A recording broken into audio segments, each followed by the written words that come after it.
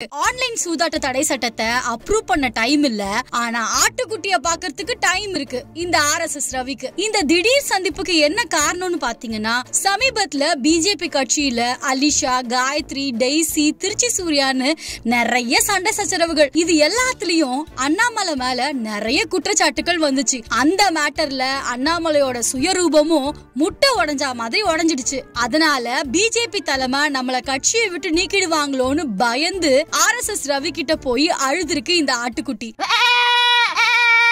ஏன்னா ரெண்டு பேருமே IPS ஆபீசர்ஸ். இந்த IPS ஆபீசர்ஸ் லாபி மூலமா தன்னை காப்பாத்திக்க RSS ரவி கிட்ட பிச்சை பாத்திரம் ஏந்தி வந்தேன் ஐயனேன்னு போய் நின்னு இருக்காரு அண்ணாமலை. பிச்சை பாத்திரம் ஏந்தி வந்தேன்.